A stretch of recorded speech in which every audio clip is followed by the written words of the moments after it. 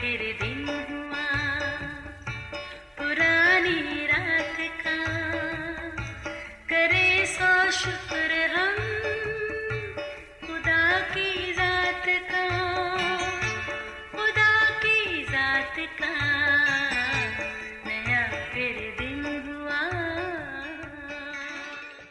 आज की आयत,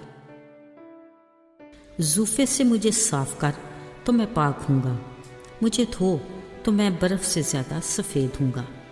ज़बूर 51 7वीं आयत। अज़ीज़ों, हमारी रोज़मर्रा ज़िंदगी में जहाँ बहुत से मसाइल पर बातचीत होती है, वहाँ सफाई सुथराई का मौजू भी बड़े ज़ौक़ व शौक़ से ज़ेर बहस रहता है।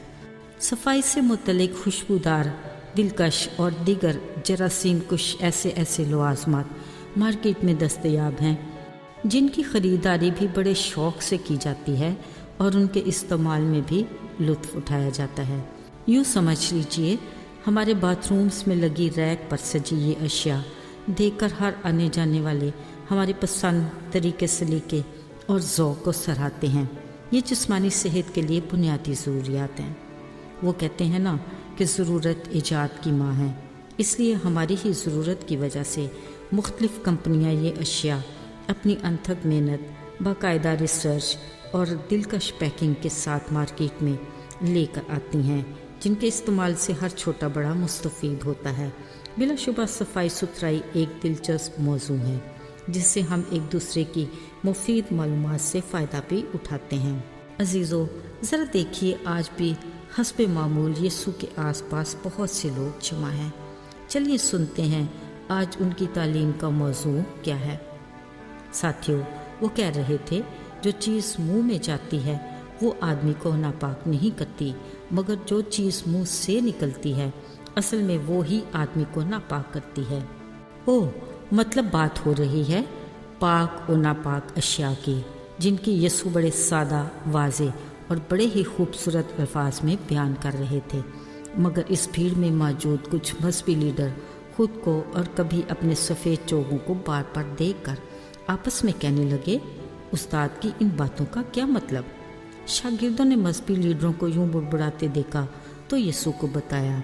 उन्होंने फिर इस बारे में वजाहत करते कहा, समझना मुश्किल नहीं, जो कुछ मुंह में जाता है वो पेट में जाकर मज़बला में फेंका जाता है। लिहाजा जो कुछ हम खाते हैं असल में वो हमारे लिए नापाकी का बायस नहीं, पर हाँ, जो बात हमारे मुंह से निकलेगी उसका ताल्लुक़ हमारे दिल से है। ज़ाहिरी बात है, जो दिल में होगा वही ज़ुबान पर आता है। जो इंसान को नापाक करता है, मसलन बुरे ख्याल, लालच, हसद, धोखा, मकर, फरेब, शहवत परस्ती, बदखोई, गुस्सा और शेखी और इनसे जुड़े दीगर बहुत से एहसासात। खुदा का कलाम किस कदर सच्चाई पर मबनी है। ये मनफी सोचें एक ऐसे कचरे की मानद हैं जो हमारे अंदर दूसरों के लिए बुरे मंसूबों को जन्म देते हैं। अजीज़ों, याद रहे, हमारे दिल की ऐसी कैफियत हमारी शख्सियत को नापसंदीदा और हमारे बातन को बदबूदार बना देती है। जब ये बदबूदार मवाद दिल से ज़ुबान तक अल्फाज की सूरत में आता है तो आसपास के हालात में इंतशार पैदा होता है और माहौल बदनज़मी और बदतहज़ीबी का शिकार हो जाता है, जिससे न सिर्फ जिस्मानी बल्कि रूहानी ज़िंदगी भी मुतासर होती है।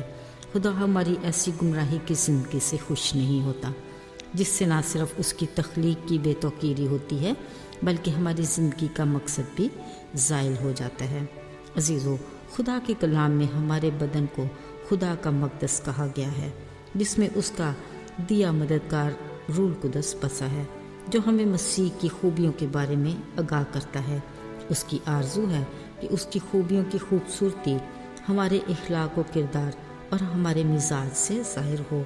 अगर उसकी मोहब्बत हमारे दिल में है तो वही हमारी ज़ुबान से अल्फाज की सूरत में अदा होकर हमारे आसपास के माहौल को खुशगवार बनाएगी और सुनने वालों के लिए तरक्की और खुशी का बायस बनेगी।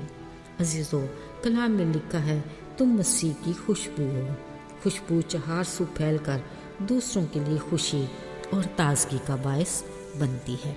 ज़रूरी है कि हम ज़ाहिरी नापाकी की बजाय बातनी नापाकी की फ़िक्र करें।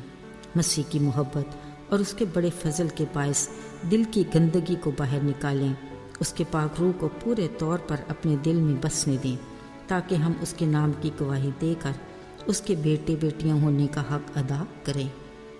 آئیے دعا کریں۔